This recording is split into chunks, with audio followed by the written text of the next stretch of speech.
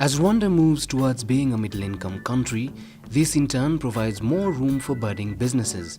The World Expo Development Forum aimed to connect small and medium-sized enterprises in developing countries and transition economies to a higher platform and a more competitive system. Export development is really about embracing competition. How do we ensure that we are prepared to put ourselves out there globally and swim with the best?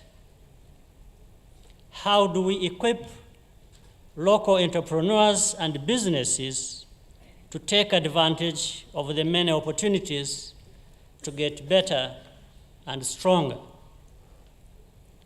to overcome geographical and other disadvantages?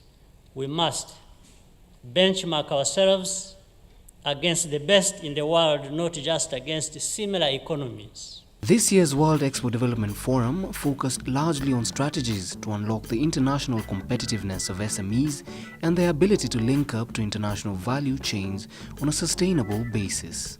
Rwanda understands the immense potential and the contribution of the SMEs to the economy, and this continues to be the cornerstone of our work at the Rwanda Development Board and the driver of government's reforms to ease the cost of doing business.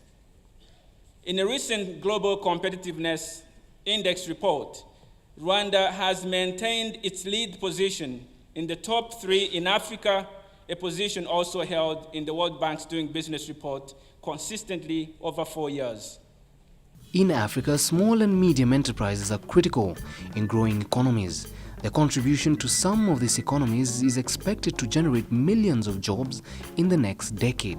Rwanda is no exception in this role played by the SMEs. For someone who knows the real story about where this country comes from and where we are today, in terms of how SMEs are accessing money from the bank, it's a tremendous progress.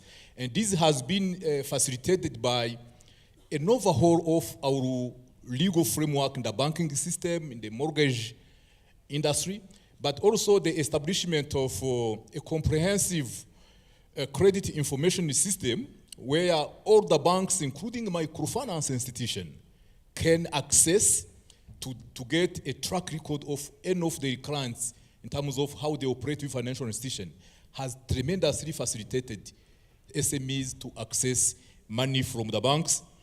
And on this indicator, Rwanda is ranked number 13 globally. In order to tap into the potential of the SME sector, the government of Rwanda has embarked on designing policies that create an enabling environment for growth of the SME sector in Rwanda, basing on the following key strategic objectives: promote a culture of entrepreneurship among Rwandans, facilitate SME access to development services, including business development services, access to local, regional and international markets and market information, promote innovation and technological capacity of SMEs for competitiveness, put in place mechanisms for SMEs to access appropriate business financing, and simplify the fiscal and regulatory framework for SME growth. If you look at the portfolio that we have advanced in form of loans and advances to the SMEs, we've advanced loans in excess of 40 billion to date. We are actively supporting the government's initiatives in the project that is called Hangu Murimo, which is essentially, to translate it in English, means creating your own employment. Again, we are very active and we disbursed more than 70% of the loans that were disbursed across the banking sector. And we are constantly looking for opportunities in which we can even support exporters.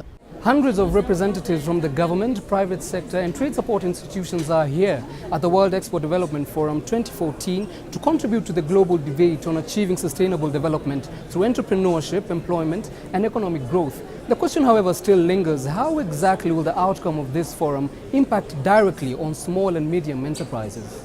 By 2030, we need to generate an additional 500 million jobs to keep up with the growth in the world's working age population. 500 million. It's a sobering figure. But more and better jobs will mean the difference between a demographic dividend and a social time bomb. The lion's share of these jobs will be generated by small and medium enterprises, since they today account for most jobs and generate the majority of new ones. This is why SMEs are at the heart of the ITC's work, and this is why SMEs are at the heart of the World Export Development Forum. The growth of internet connectivity, particularly through mobile technology, has created tremendous business potential in Africa. Africa already has a number of successful digital businesses found within the continent and highly regarded from outside. If we are able today to register a business only in 6 hours, in Rwanda, it's because RDB has been able to set up a totally computerized online system where wherever you are, either in Rwanda or in any country in the world, you can register your business in this country. And for Rwandans, the RDB is linked to all the big database, being the national ID, the land registration ID, and all these facilitate a quick decision-making process. 50% of urban African users have internet-enabled phones, right? That doesn't mean they're on it yet. They think in the next 10 years, there's going to be $300 million pumped into smartphones, right? So, I mean, there's an inevitable progress here that's just, frankly, it's unstoppable.